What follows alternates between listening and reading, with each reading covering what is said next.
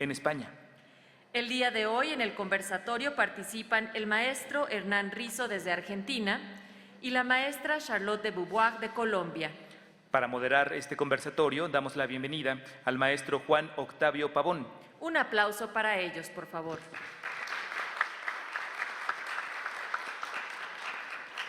El maestro Juan Octavio Pavón es presidente de la Red de Radiodifusoras y Televisoras Educativas y Culturales de México y director general de Radio y Televisión de Veracruz. En 2005 y 2010 fue un director general de Innovación Tecnológica del Gobierno de Veracruz y presidente del Comité de Informática de la Administración Pública Estatal y Municipal, CIAPEM, del periodo del 2007 al 2008. El maestro Pavón cursó la maestría de Administración y Dirección de Empresas en el Instituto de Empresa en Madrid. Asimismo, es licenciado en Ciencias de la Comunicación por el Tecnológico de Monterrey y diplomado en Turismo por esa misma institución. Queda en el uso de la palabra el maestro Juan Octavio Pavón. Muchas gracias. Muy buenos días tanto a Hernán como a Charlotte. Quisiera presentarlas antes que nada a todos ustedes y gracias por acompañarnos en este segundo conversatorio. La doctora Charlotte de Beauvoir es francesa, periodista, graduada de la maestría en periodismo de la Sorbonne en París y desde 2009 es la profesora en el Centro de Estudios de Periodismo, el CEPER, en la Universidad de los Andes, en Bogotá, Colombia. Desde la universidad se dedica a la realización de documentales y otros proyectos radiofónicos.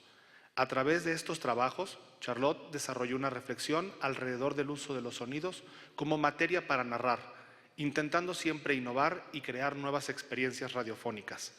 Entre sus documentales destacan El oro verde del Chocó, una opción para la minería, documental premiado en Colombia con el Premio Nacional de Periodismo Simón Bolívar en el 2011 y en la Bienal de Radio de México en la categoría de reportaje en la edición anterior en el 2012. También ha realizado Cartagena, Cara o Sello, en coproducción con la radio francesa Arte Radio. Este documental fue nominado para el Prix de Europa en Berlín en el año 2012. Démosle la bienvenida. Gracias. A mi izquierda me acompaña el maestro Hernán Rizo. Él se inició en el mundo de la radio a los 14 años como operador técnico en la Radio Nacional de su ciudad natal, Salta, Argentina. Actualmente se desempeña como director de la carrera de Operación Técnica adscrita al Instituto Superior de Enseñanza Radiofónica, el ISER. Es titular de la cátedra en ETER, la Escuela de Comunicación de Argentina, en las asignaturas de Introducción al Manejo Tecnológico, Textualidad del Sonido, Expresión y Narración del Sonido, y también es jefe de trabajos prácticos en el Centro de Producción e Investigación Audiovisual en la Facultad de Ciencias Sociales de la Universidad Nacional de Buenos Aires. Dictó numerosas conferencias y seminarios de las que se pueden destacar las influencias de las TICs en la producción audiovisual, en el 6º Encuentro Nacional de Carreras de Comunicación Social en Argentina en el 2008, hacia la recuperación de la capacitación radiofónica del relato, un seminario de la Bienal en el año 2008, el Seminario de Capacitación Técnica y Sonomontaje hacia la Asociación de Radiodifusoras Universitarias Nacionales de Argentina en el año 2010.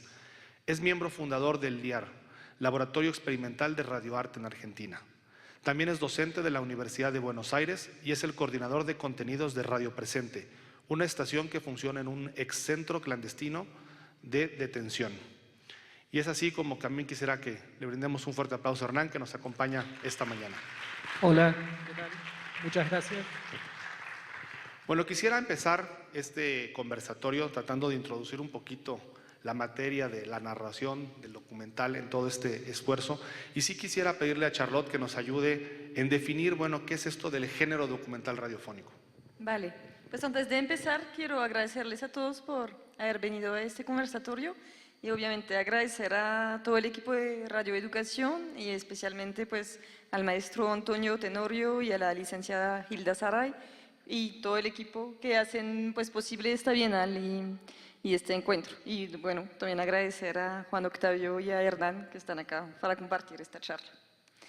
Entonces, cuando hablamos del género del documental radiofónico, pues ahí nos encontramos con un género sumamente difícil de definir y por la sencilla razón que es un género muy híbrido, que se nutre de muchas cosas y que se nutre, podemos pensar, del periodismo duro, o sea, de cómo contar una historia periodística pensando en contexto, en fuentes, pero también es un género en el cual uno puede ver la influencia de otros elementos radiofónicos, como son el paisaje sonoro, como esta intención de buscar en los sonidos de ambiente cómo contar una historia también, o también podemos ver que el mismo arte sonoro, los artistas sonoros han influenciado el género, empezando con cuando nació la música concreta en Francia con Pierre Schaeffer, entonces ahí empezaron también las raíces del documental sonoro y hasta podemos pensar que la ficción es algo que alimenta el género del documental radiofónico, porque la ficción, pues a partir del momento en el cual uno está tratando una historia y está escogiendo lo que grabó y está escogiendo una estructura, pues ahí desde este momento uno puede pensar que está ficcionalizando la historia, aunque sea hecha a partir de grabaciones de hechos reales en la vida real, digamos. Entonces es un género sumamente híbrido y de hecho ni siquiera los mismos productores se han podido acordar en escoger un solo nombre que lo define. Entonces si uno mira un poquito las experiencias en diferentes partes del mundo, hay unos en Inglaterra o en Estados Unidos que lo van a llamar feature, pero ni siquiera se ponen de acuerdo porque también usan la palabra documentary para llamar el género. En Francia se habla, por ejemplo, de creación radiofónica. Entonces ni siquiera es fácil poner un solo nombre sobre este género ya de por sí tan amplio. Entonces no existe una definición como tal. Podemos, si intentamos pensar en una definición, podemos ver lo que nos cuenta Joe Bywin, que es un productor de Estados Unidos, que nos cuenta de manera muy breve que el feature o el documentary se trata de contar historias reales de manera estética o artística.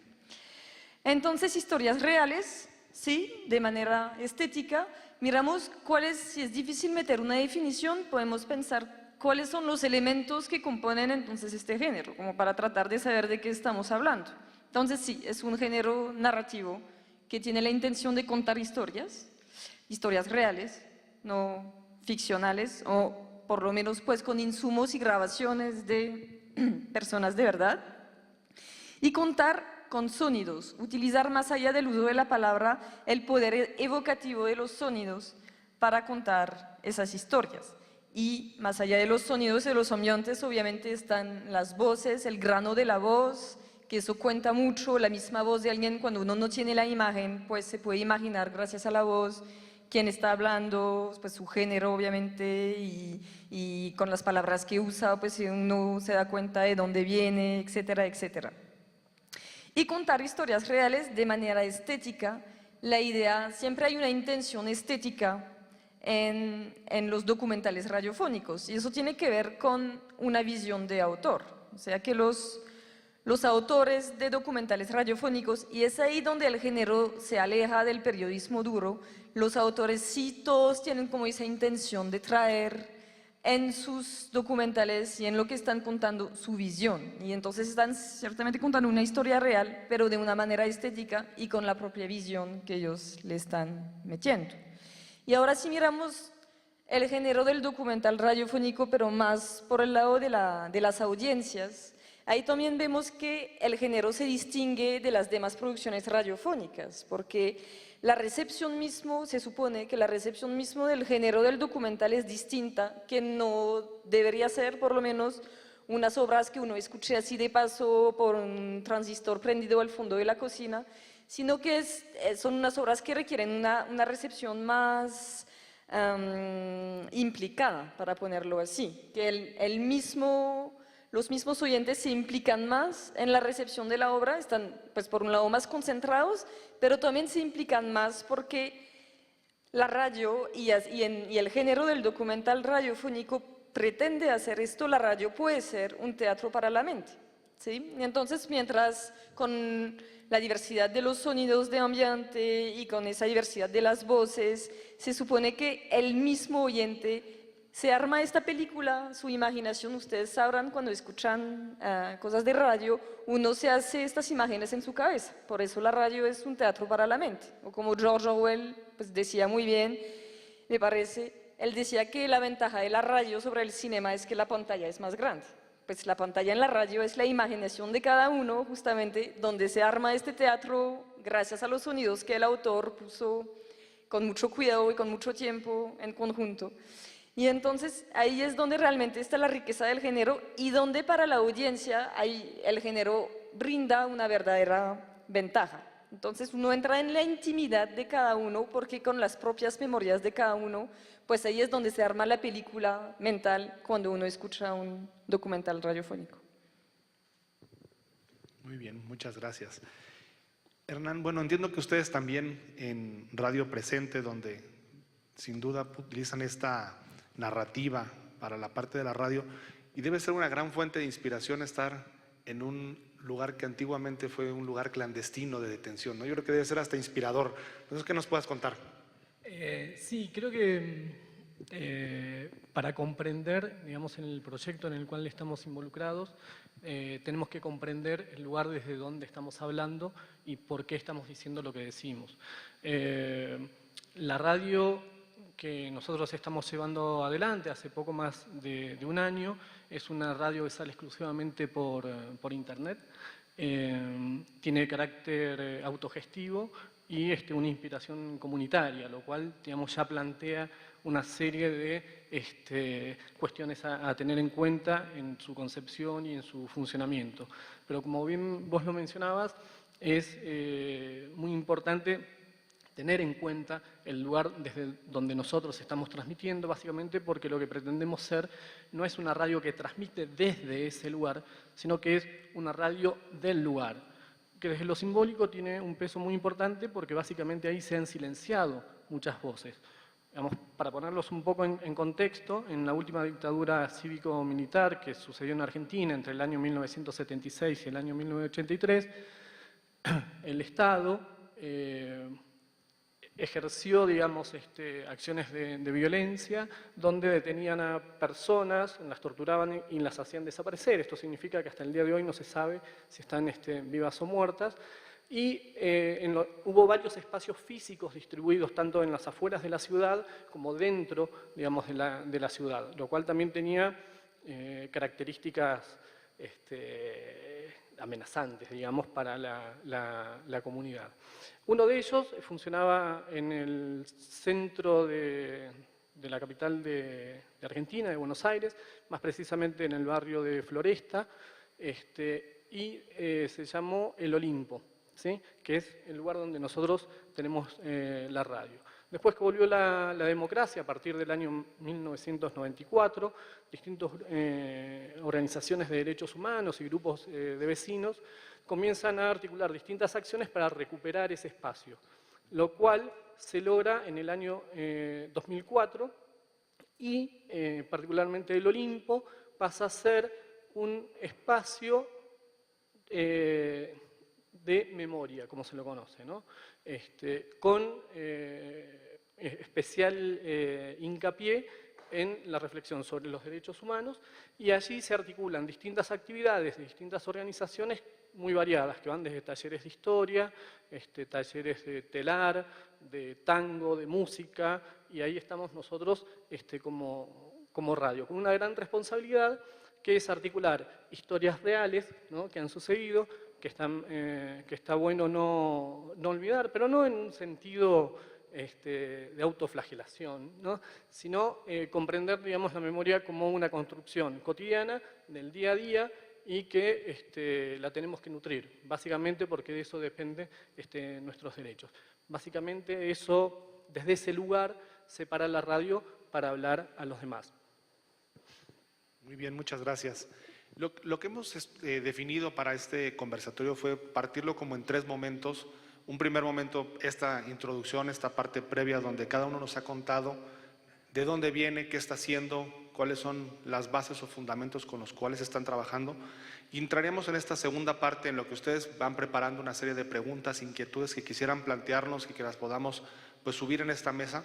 Pero antes de entrar a esa parte de las preguntas, y sí que las vayan preparando por si quieren dedicar tiempo para escribir y redactarlas con todas las dudas o inquietudes que puedan tener, ¿de qué manera en este género que, como decía Charlotte hace un momento, que es un género híbrido, donde pues, se convierte en un teatro para la mente, bueno, ¿qué rol o qué papel juegan las tecnologías de la información y las comunicaciones que con tanto cambio, con toda esta evolución que ha habido en los últimos años, bueno, ¿qué rol juegan en este género y cómo las pueden introducir para generar un mejor producto?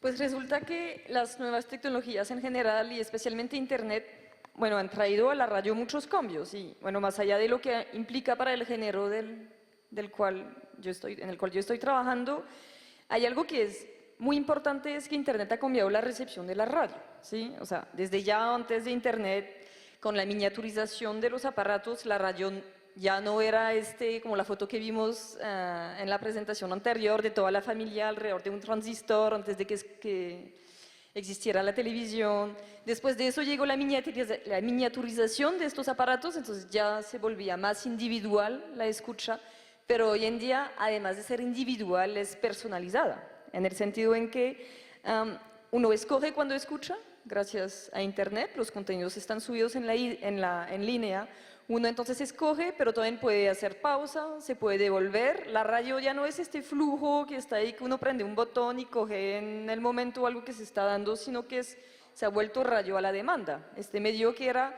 el medio de estar en vivo, pues por esencia, ahora se vuelve el medio del diferido.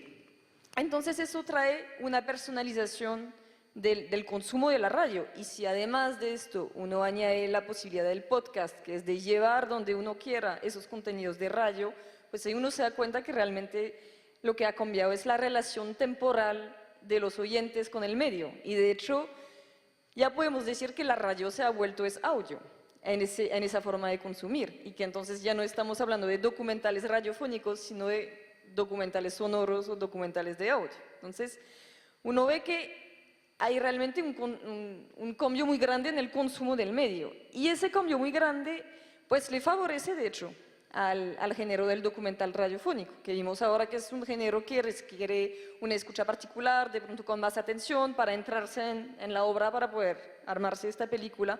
Entonces pues el hecho que ahora uno pueda escoger cuando es que quiere escuchar y pueda seleccionar el momento y llevar a donde lo quiera escuchar, pues eso obviamente le favorece al género, porque es un género que necesita esa atención que ahora la escucha en diferido brinda. Pero además de ayudar a la audiencia, las nuevas tecnologías también han ayudado mucho a los productores. O sea que ahora en Internet uno encuentra la posibilidad de difundir, de emitir los contenidos que uno hace. Cualquier persona ahí en esta sala puede hacer un documental radiofónico, subirlo a SoundCloud, meter un vínculo a su blog. Entonces, Internet lo que ha brindado es la posibilidad a los ciudadanos de traspasar las licencias estatales de difusión, de emisión radiofónicas en las ondas hertzianas. Eso ya no existe gracias a Internet.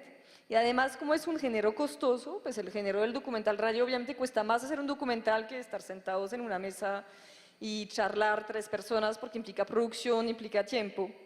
Entonces es un género que solamente existía en las radios públicas hasta el final de los 90. O sea, las radios, y eso también lo vimos en la charla anterior, no solamente el documental radiofónico, pero el radiodrama, o sea, géneros de ficción que implican costos de producción, pues existen en Inglaterra en la BBC, en Estados Unidos en NPR, pero ahora que hay la posibilidad de emitir, de difundir a través de Internet cualquiera, y eso se suma obviamente a la posibilidad y a la existencia hoy de aparatos de producción cada vez más baratos, cada vez más chiquitos y más manipulables, con software de edición que se multiplican los software, y uno puede conseguir unos software también más baratos y más fáciles de usar. Entonces eso combinado a la posibilidad de emitir, eso se ha traducido realmente en un pequeño boom del género. Uno ve a partir de finales de los años 90, especialmente en Estados Unidos y en Europa. Entonces, si uno pues, puede dar como unos ejemplos de lo que está pasando, desde las radios públicas han habido también como más, por ejemplo, en Francia nació en el año 2002 Arte Radio, que es una producción solamente en Internet, pero de la cadena de televisión franco-alemana Arte, y ellos hacen ficción, hacen documental, hacen postales sonoras, y entonces eso viene de la radio pública, pues de la televisión pública, del servicio público de broadcasting, pero digamos que es una opción que nace en Internet y que además tiene una línea editorial muy enfocada al sonido y a esas nuevas narrativas radiofónicas. También hay muchas, en Francia y en Europa, muchas radios asociativas que producen y que meten en línea esos elementos sonoros de narrativos de contar historia. En Estados Unidos vemos como plataformas o programas como Radiolab, o en la radio pública norteamericana el programa This American Life, y en Internet también se repite la misma cosa que en Europa. Hay plataformas de difusión, como una plataforma que se llama PRX, en la cual cualquier productor puede subir sus producciones y la plataforma los conecta con radios públicas si quieren retomar los programas para difundirlos. O magazine en línea, como revistas que informan sobre el tema, como uno que se llama Transom, también en Estados Unidos. Entonces, digamos que hay realmente una actividad alrededor del género y eso también se traduce por festivales y encuentros. Entonces el Soft Coast Festival en Chicago, que es ahorita en noviembre, varios premios. Entonces realmente hay como una efervescencia, podemos decir, alrededor del género.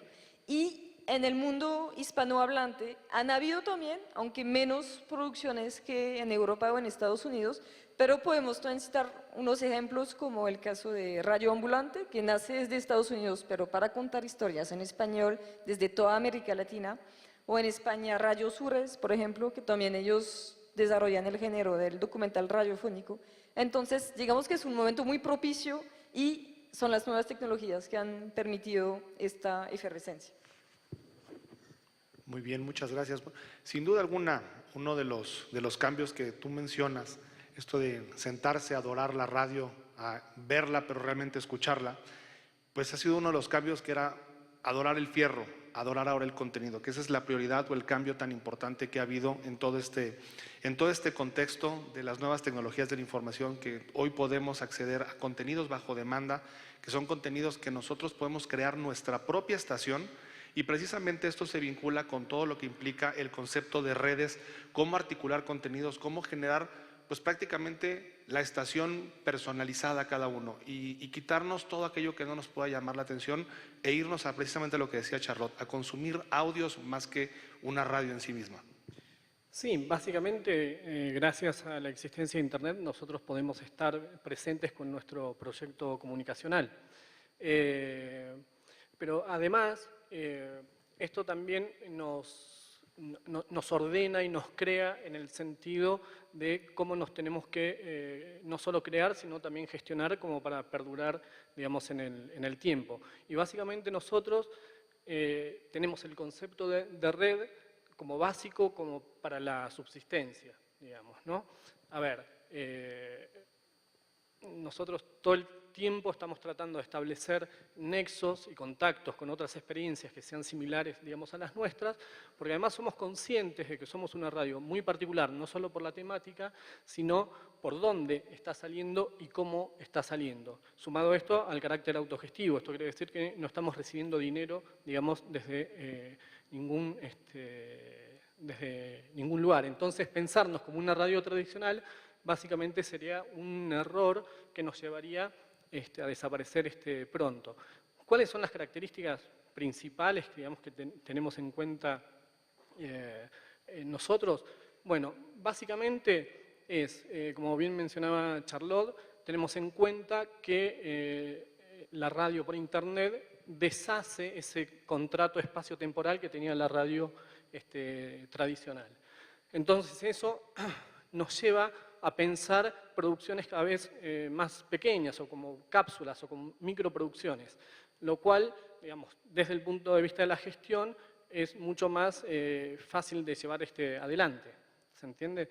Y siguiendo con este concepto de red, esas pequeñas cápsulas se pueden distribuir por otras radios afines y de esa manera nosotros podemos superar, digamos, una audiencia que estaría limitada geográficamente por lo que irradia una antena. Entonces, nos ha pasado de que producciones nuestras se han replicado en más de 20 radios en Argentina y en algunas radios de Latinoamérica. En ese sentido, digamos, es superador. Esto también nos implica, ¿no?, en cómo tenemos que pensarlas. Pero también en el concepto de redes planteamos el ida y vuelta, lo cual, digamos, no solo nos abastece de producciones que nosotros consideramos afines y que ayudan a articular, digamos, nuestro discurso, sino que también nos pone en relación con otros actores que están dando vueltas en el mismo tema. No es menor el caso de que podemos acceder, digamos, a distintas, o podemos seleccionar nuestras propias fuentes informativas, excediendo, digamos, las clásicas o las de mainstream, y donde podemos establecer claros criterios de noticiabilidad que están por ahí lejos de los medios masivos. Que dicho sea, también comienzan a crujir en su propia estructura, ¿no? Digamos, en este canibalismo digital, digamos, de los inmigrantes y los que nacieron ya bajo esta ala, se está viendo, digamos, en los grandes medios, que se prevalece a veces a quien tiene el uso de la tecnología por sobre los criterios periodísticos que puede poner en uso para hacer llegar noticias a la audiencia. Entonces están los casos donde nobles editores, ¿no?, mantienen noticias según la cantidad de clics que se le da en el portal. Entonces, por ahí el criterio de noticiabilidad va más en línea de una determinada vedette que de algún hecho social puntual que tiene incidencia, digamos, en la comunidad. Por ponerte, digamos, un ejemplo, nosotros entramos en contacto con un grupo de estudiantes chilenos que generan un programa de radio que nosotros lo pasamos semanalmente, que se llama Alerta Educativa, y que tiene su eje en la lucha que particularmente tienen ellos por lograr una educación gratuita, ¿sí? Esta acción tuvo un doble efecto, porque no solo estamos de una manera solidaria amplificando una problemática de jóvenes de otro país, que en realidad lo que nos une, ¿sí?, es el derecho de acceso a la educación, sino que también repercute, digamos, en nuestro propio país en valorar la educación pública que muchas veces se intenta socavar. Pero que además también nuestra radio sirvió como punto de distribución de esa producción que hicieron estos jóvenes chilenos, ¿no? Entonces, digamos, son todas esas experiencias que además comienzan a transpirar y nos enseñan otras cuestiones, como por ejemplo establecer distintos criterios de musicalización. Eso fue algo que nos impactó mucho porque nos encontramos frente a nuestras propias limitaciones, donde ya teníamos como asimilado, ¿no?, establecer distintos tipos de música, y cuando nos comenzamos a problematizar, cuando nos comenzamos a involucrar en estas distintas problemáticas sociales, para ilustrar justamente, comenzamos a encontrar otros tipos de música, otros artistas que no son los que están distribuidos masivamente, y que nuevamente, gracias a Internet, podemos acceder y ellos pueden incorporarse a la narrativa, digamos, de nuestra radio. Entonces, digamos, la ruptura de esas lógicas yo las considero un aprendizaje, digamos, muy importante, no solo en la forma de pensar la radio, sino de cómo nosotros vamos articulando ese discurso general que tiene, digamos, nuestra radio. Muy bien. A ver, aquí quisiera nuevamente reiterar la invitación para que si nos comparten dudas, inquietudes, nos las pudieran hacer llegar aquí al escenario. Se los agradeceríamos en lo que abrimos ya esta sesión de preguntas y respuestas, y mientras hacen su viaje hasta acá, estas inquietudes que pudiera haber, pues yo sí quisiera pedirles a Charlotte y a Hernán una reflexión de hacia dónde está moviéndose todo esto. Si bien es cierto, las nuevas tecnologías de la información nos han abierto a que la radio deje de tener una limitación geográfica, porque a través de Internet pues podemos llegar a prácticamente cualquier rincón del planeta. Uno de los retos que está adelante es, bueno, ¿qué tanta neutralidad puede haber o qué tanto los grandes manejadores de la red de redes pueden pues cerrar los canales de ancho de banda, o qué tanto pueden influir en que cierta estación pueda tener mayor o menor capacidad de que se pueda escuchar o que pueda ser disfrutada a través de las redes, ¿no? ¿Qué tanta fuerza puede haber ahí? Y si esto realmente sería como un mecanismo para privar de cierta manera algún esquema de libertad de expresión a través de las redes sociales o a través del propio Internet, en cómo con este tipo de manejo puede haber alguna limitante. Hoy cualquiera puede ser un productor. Con las herramientas tecnológicas que están al alcance de la mano, hoy cualquiera produce. ¿Cómo podemos buscarle o darle la vuelta a esta posibilidad que pueda ser cerrado o bloqueado este acceso? Sí, a ver, básicamente, digamos, todas estas bondades que nos da Internet, y en el caso particular nuestro nos hace existir, digamos, me parece que también hay que estar atento, y no es menor lo que planteás como un tema de discusión, y que estos espacios como el que estamos compartiendo de la Bienal, donde se centra, digamos, en la agenda digital y la transmedia, donde el elemento que nos conduce es Internet, no hay que olvidar que eso claramente está en manos privadas, y que hay un tema de discusión que es la neutralidad en la red, y que hay que prestarle, digamos, atención, y que los estados puedan articular distintas instancias de control para que aseguren el libre flujo de los bits. Esto quiere decir para que las empresas no reduzcan el ancho de banda para el acceso a determinados contenidos en favor de otros. Quiero decir que aquel que quiera entrar a nuestra radio, que es una radio muy pequeña, que trabaja en un centro clandestino, vea dificultado el acceso por gente que está entrando a Radio Disney, digamos. ¿Se entiende?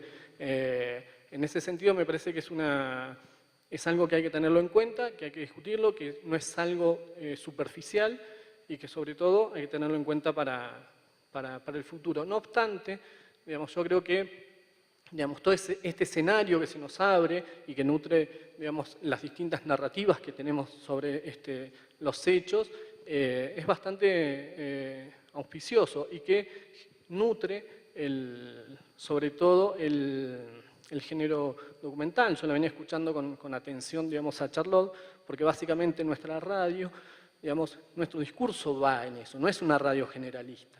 ¿Sí? Nosotros estamos hablando sobre un hecho particular que tiene que ver con la desaparición de personas en un proceso político, digamos, en nuestro país, pero que además eso, digamos, lo tomamos para abonar, digamos, día a día los derechos humanos, pero no solo entendidos, digamos, como lo mencioné antes, como un recuerdo, sino como una construcción diaria. Y en ese sentido, por ahí podría graficarlo o ilustrar en un proyecto que estamos iniciando ahora, que es una aplicación que se llama NoTours, ¿sí? Que es muy interesante porque da la posibilidad de relacionar audios con espacios físicos determinados. Esto significa que uno edita en un mapa tipo Google Earth, relaciona audios a esa intersección de coordenadas. Eso se puede bajar a un celular o a una tablet, y con la aplicación de NoTours, cuando uno va caminando y coinciden esas coordenadas, ese audio se dispara con distintas características. Y esto fue tema de charla con Charlotte, en el sentido que abre una puerta inmensa a repensar, digamos, las formas del documental. Puntualmente nosotros los estábamos pensando en la radio en generar distintos relatos in situ, porque básicamente Carmen Salgado, si mal no recuerdo es el nombre, ella hablaba de establecer un mapa de los silencios. Ella hablaba de la ciudad y decía que en la ciudad hay distintos espacios oscuros o silenciados, que generalmente son los lugares más estigmatizados, ¿sí? Obviamente ese discurso está mediado y uno desconoce esas historias reales, ¿no? Esas pequeñas historias de vida. Entonces muchas veces recrear las situaciones cotidianas de vida, o poder acceder a las situaciones cotidianas de vida, de cuánto demora una empleada doméstica en llegar a limpiar la casa de una persona que tiene más dinero, y que uno lo pueda recrear, digamos, con un relato en esta cuestión como de realidad aumentada, nutre, ¿no?, las capacidades a uno de mostrar esas realidades. Y eso es lo que es realmente interesante, y lo que estamos viendo que aparece en Internet, como esas aplicaciones como NoTours, y como tú dices, eso nutre la idea del documental. Es que, digamos, la función del documental, que si retomamos la definición que teníamos al principio, que es de contar historias verdaderas de manera estética, pues esa función puede tomar muchos formatos. Pues un formato clásico sería un audio largo que tiene un recorrido de A a Z con una estructura y muchos sonidos y muchas entrevistas, pero ese formato se puede desbaratar y ahí es donde uno ve que no solamente Internet ha permitido que haya como un boom y que haya más producciones, no solamente que se hacen, pero que lleguen al público, pero uno ve también cómo las nuevas tecnologías están cambiando el género, cómo se practica y cómo se puede desbaratar ese género en diversos formatos. Entonces están los paseos sonoros, como lo que propone hacer esa aplicación de NoTours, pero uno también puede pensar en la diversidad de esos formatos en mapas sonoros, o sea, uno desde su casa en internet ve pues un mapa y ahí están o sea, no es un paseo sino un mapa sonoro. Uno ve también que se están multiplicando en internet los diarios sonoros, o sea, narrativas en la primera persona, personas que cuentan sus propias historias y como la radio es ese medio tan íntimo, el formato del diario sonoro también aplica mucho y uno ve especialmente en Estados Unidos cómo se está desarrollando este formato dentro del género. Está también la posibilidad del ciudadano narrador que cuenta a la vuelta de su casa algo que está pasando y también lo puede contar con sonidos. Entonces realmente uno ve cómo están cambiando los formatos, las maneras de hacer el documental y esto ya de que partimos de un género supremamente híbrido, pues cada vez el género se vuelve más híbrido y eso yo creo que es algo mejor, aunque es cada vez más difícil de definirlo, pero eso le brinda riqueza al género, ver que se puede exponer en esa diversidad de formatos gracias a la red. Sí, particularmente en el proyecto que estamos llevando adelante, digamos, el concepto, la idea de desaparecido es muy fuerte, ¿sí? Entonces, en el Olimpo hay, digamos, una biblioteca popular que rescata las historias de vida de las personas que han pasado detenidas y que desaparecieron en ese lugar. Historias de vida en su sentido más antropológico, ¿no? O sea, uno va y no solo, digamos, encuentra un relato en tercera persona, sino que puede encontrar, digamos, también sus objetos. Y hay una intervención que se hizo en la ciudad desde ya hace varios años, que fue poner como baldosas en distintos lugares donde, digamos, las fuerzas del Estado secuestraban, digamos, a estos ciudadanos. Entonces, hay una tarea que estamos llevando desde hace mucho tiempo y es como de devolver la humanidad a esas personas que han sido desaparecidas, que se fueron transformando en un hecho histórico o en un número. Entonces, incorporar, digamos, estas distintas percepciones al relato, digamos, nos abre otras posibilidades que exceden meramente, digamos, el relato a través de la palabra, ¿no? El componente emotivo del mensaje, bueno, algo que estuvo presente, digamos, en la mesa anterior, ¿sí? Si nos vamos a un bar donde estaba esta persona, ¿no? Y ahí podemos escuchar un tema musical que lo identifica o el testimonio del dueño del bar recordándolo, etcétera, etcétera, nos hace comprender, ¿sí? O también pensar, digamos, en un relato en una sala de espera de un hospital público, que son lugares muy difíciles para aquellos que no comprenden la necesidad, ¿no? Y que piensan que es un gasto, digamos, algo puede ayudar. Y es donde la radio, yo sí creo, tiene una ventaja sobre la televisión, es que la falta de imagen, la imagen de alguna manera inhibe las emociones, pues a veces las exhibe, las emociones, pero cuando uno habla de temas de intimidad o encontrarse, imagínese de lo que nos está hablando Hernán, encontrarse uno en un hospital donde uno sabe que fue torturado alguien, desaparecido ahí, y escuchar voces de los testimonios de las personas, de los familiares de esta persona, pues yo creo que en unas veces, si uno tendría la imagen, una foto, aunque sea de esta persona, pues ahí es donde se cierra ese teatro de la mente de uno, donde uno le pone bordes a la pantalla, como decía Orwell, de no poder, pues digamos que no tener la imagen le da a uno como más posibilidad de resentir esas emociones, yo creo. Bueno, algo que venías mencionando, Charlotte, y que yo comparto plenamente, es que el sonido, digamos, en contraposición con la imagen, el sonido tiene características plenamente inclusivas, mientras que la imagen siempre va a ser exclusivo, ¿no? O sea, una cosa es yo ver la imagen de una playa y siempre voy a estar fuera de esa playa. Ahora bien, si yo me pongo los auriculares y armo todo ese entramado sonoro, digamos, puedo estar directamente en ese lugar.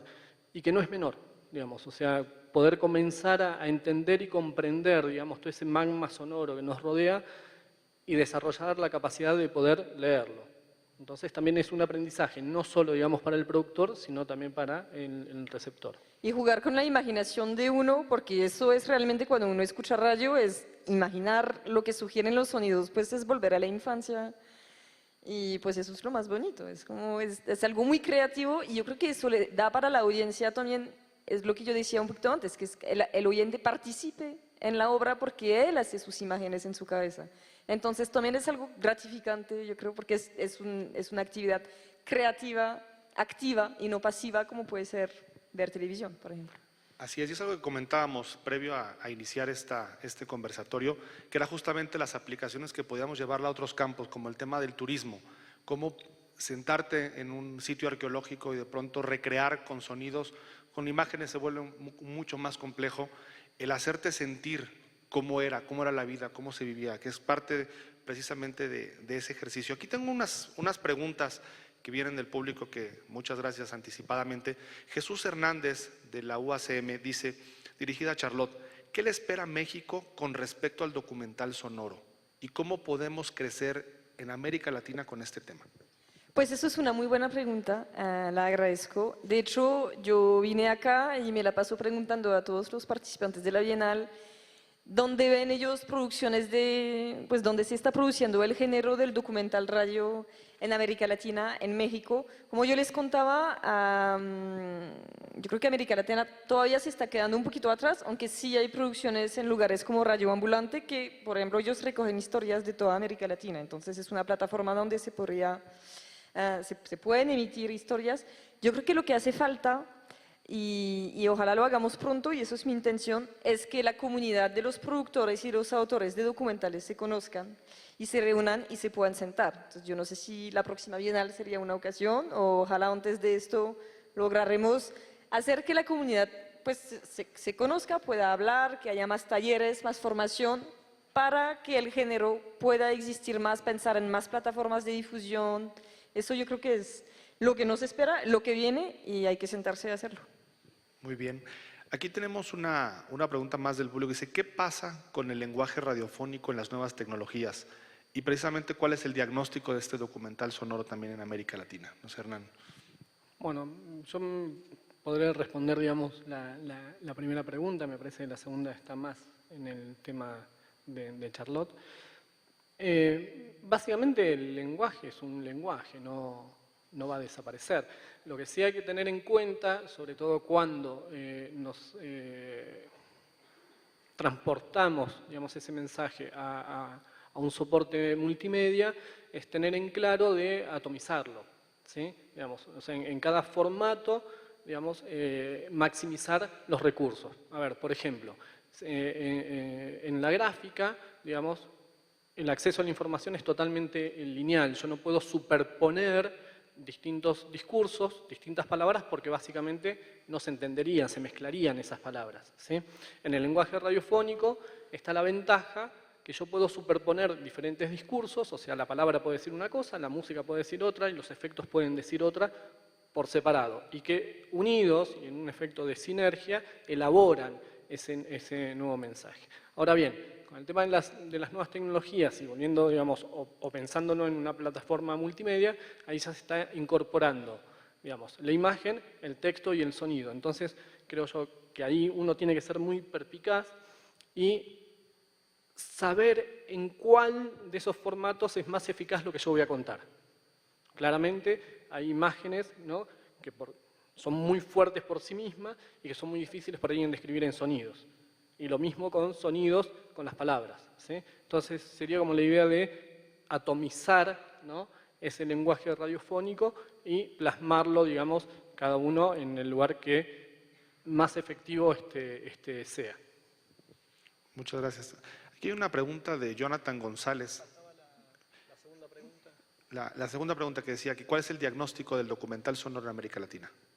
Pues eso es un poquito la misma pregunta que yo, la primera que había llegado, que había contestado, que eso se está moviendo como en otras partes del mundo y pues lo que falta es que la comunidad se encuentre, yo creo, para que se pueda propiciar aún más el género. Muy bien. Te decía, Jonathan González, del Sistema Chiapaneco de Radio, Televisión y Cinematografía, pregunta, dice, ¿qué impacto tendría el género documental radiofónico en comunidades indígenas en donde aún se utiliza la radio convencional y se habla una lengua materna? Pues eso es una buena pregunta también. Y pues el género se presta obviamente a muchas cosas, a audiencias generalistas o a audiencias también más comunitarias y más específicas. Entonces por ejemplo, yo realicé un documental radio sobre la producción de oro en Colombia. Hay una pequeña comunidad que produce oro verde, es una comunidad afrodescendiente en el oeste de Colombia, y ellos hacen oro sin dañar el medio ambiente utilizando técnicas ancestrales que implican básicamente no usar el mercurio para separar el oro de la roca. Y en un contexto en Colombia en el cual pues hay mucho daño al medio ambiente y hay mucha minería. Entonces, este documental pues pasó en una radio nacional, una radio comercial, de hecho de difusión nacional en Colombia, pero también lo recuperaron pequeñas emisoras comunitarias en el Chocó y lo pasaron varias veces. Entonces uno ve realmente el género se presta es para todo, y si hay autores que quieren trabajar con comunidades y radios comunitarias, o si las mismas radios comunitarias se quieren formar y quieren practicar el género del documental, pues mejor. O sea, no hay unas restricciones para las audiencias, y yo creo que al contrario, como esto implica y que siempre hay muchas historias en las radios, en las comunidades, y hay muchas historias para contar, y también son entornos muy sonoros, entonces se puede aprovechar mucho de los ambientes para contar las mismas historias. Yo creo que es para lo mejor. Muy bien. Estamos cortos de tiempo. Si hubiese alguna inquietud más, estamos en el último instante. Y sí quisiera invitar a ambos ponentes a que nos… ¿Sí hay una pregunta más ahí? ¿Sí? No. Sí quisiera invitar a que nos compartan una última reflexión de, bueno, ¿qué sigue? ¿Qué debemos esperar? ¿Hacia dónde debemos ir? Y si alguien tiene ganas de colaborar o trabajar con alguna de sus iniciativas, ¿qué tiene que hacer? ¿Alguien de aquí del público o alguien que nos esté siguiendo a través del streaming de esta señal? Gracias. Pues yo creo que acá hay mucho para hacer, y hay un mundo nuevo que se abre de posibilidades gracias a las tecnologías digitales para poder expresarnos y para difundir nuestras ideas. Entonces, pues las puertas están gran abiertas, y lo que falta es pensar, trabajar, contar historias, pensar en los formatos y adaptarnos a estas nuevas posibilidades de emisión de los contenidos, en este caso radiofónicos. Y pues los que quieran trabajar, pues ponernos en contacto, empezar a pensar ideas y a pensar formatos, y como yo decía, realmente que la comunidad se encuentre, que estemos hablando para ver para dónde van las cosas, pues en mi caso el género del documental. Muchas gracias. Hernán. Sí, abono completamente a lo que menciona Charlotte. Creo que estamos en un momento histórico que se abren muchas posibilidades, pero esto también hay que pensarlo como algo dinámico y en constante tensión. Y que no es menor el tema que mencionabas acerca de la neutralidad en la red, porque si no estamos atentos y no defendemos ese espacio que fuimos ocupando de a poquito y con un trabajo casi de hormiga, digamos, todo eso que pensamos va a terminar solo en imaginación, digamos, ¿no? Hay momentos en los cuales también hay que poner el cuerpo y hacerse cargo de los lugares que uno ocupa. Básicamente es eso. Muy bien, pues de verdad muchísimas gracias por habernos acompañado en este conversatorio, en esta ya tarde del segundo día de la Bienal. Pues quisiera invitarlos a que continúen con las actividades de la Bienal, y muchas gracias por acompañarnos. Gracias. Gracias. Gracias.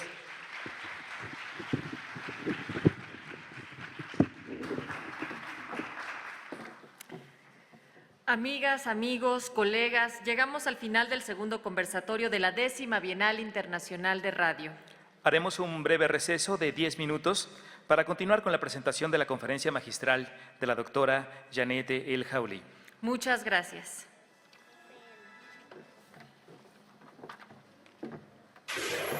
Infórmate con nosotros.